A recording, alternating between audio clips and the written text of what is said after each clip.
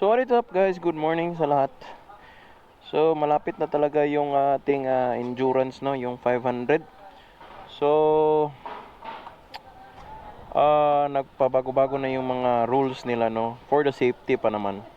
So approve tayo dyan. So ang unang one nila is hanggang 10 hours minimum daw. So 500 kilometers dapat before 10 hours ninyo matatapos yung endurance, no. So medyo mataba, no, si kayang-kaya nga nung iba nung mga R3 saka MTO3 nung dating 850 na kinuha lang ng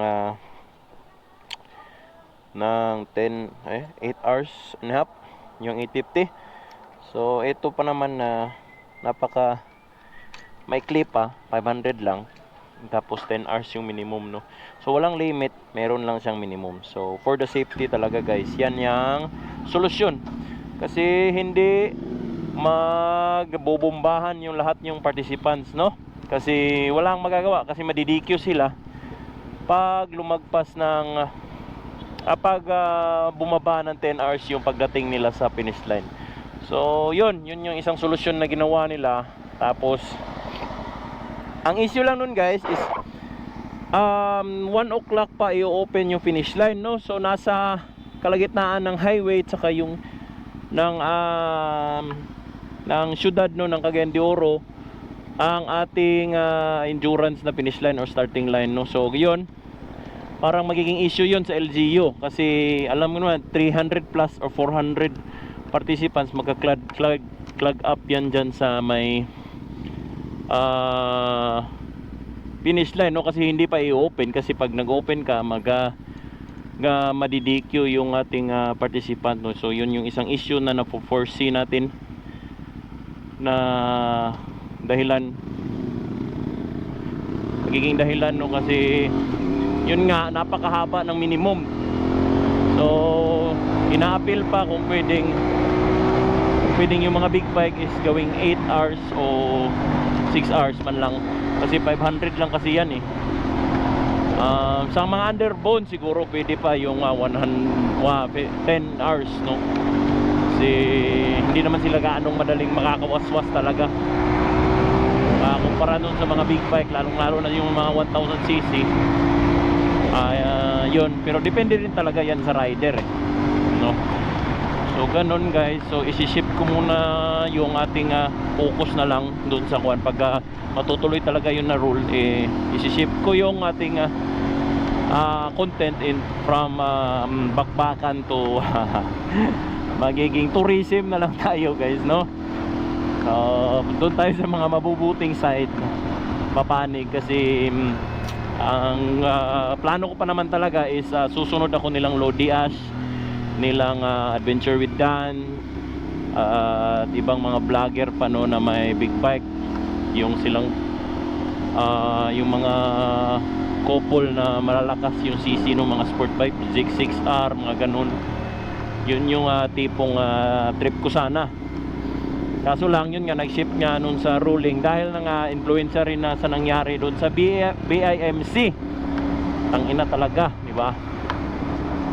So okay na rin for the safety and for the success of the event. Kasi pag one yan guys, nag-fail yan ang ating endurance, baka hindi na tayo makakaulit pa, kasi napakainit yung issue, di ba?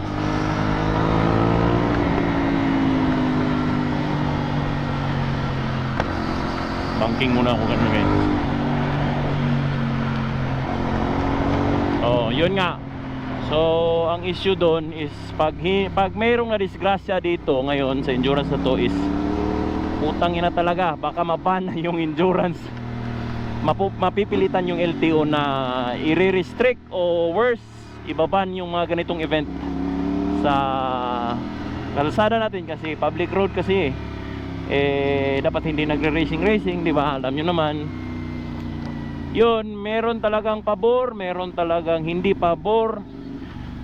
Doon sa mga hindi pabor, obviously majority sa kanila hindi nagmumotor, Yung concern talaga lang nila is yung safety ng public, no? So which is never been wrong to be on that side, no? So the intriguing part is the other side na sumusuporta at nakikita yung good side ng pagkakaroon ng endurance challenge sa isang lugar. Kasi naman guys, tourism guys, when you say tourism, hindi po yon lahat ng mga magagandang tanawin yung mga ibig sabihin yan.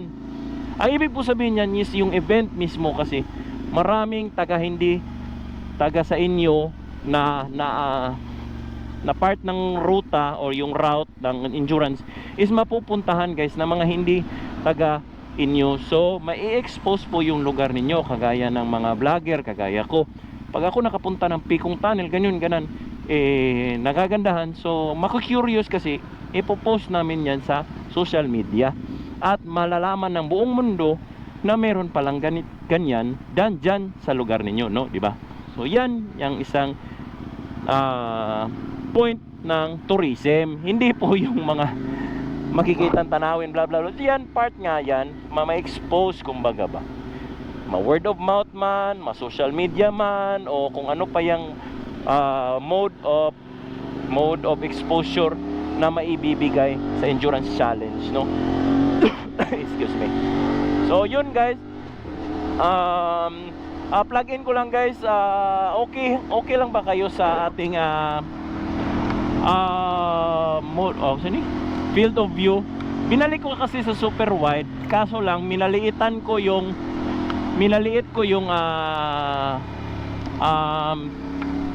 resolution, no? Ginawa kong 1080 pero dinagdagan ko yung frame rate 60, ginawa ko 60. Okay, so 1080 60 to. Tapos meron pa siyang super wide, tapos naka stabilizer na rin, no? Kasi yon, pag malaki yung screen is pwedeng stabilize, no? So stabilizer plus 60 fps, sana maging maganda ang kalabasan ng ganitong mode of view, okay, o FOV, field of view. So yun guys. So ayan lang siguro yung topic natin for today's video, kasi babalik ako sa opisina. Kinuha ko lang yung motor sa bahay kasi yun, hindi ako nagmotor kanina, pinadentist ko kasi yung anak ko. So anyway, yun guys, yun lang yung update natin sa upcoming event natin ngayon sa endurance natin na 500 na dito gaganapin sa March 16. Guys, see you sa grid guys, at marami akong sticker na ipamimigay. Approach nyo lang ako kung gusto nyong humingi ng sticker. Okay, sige, yun lang guys, bye bye.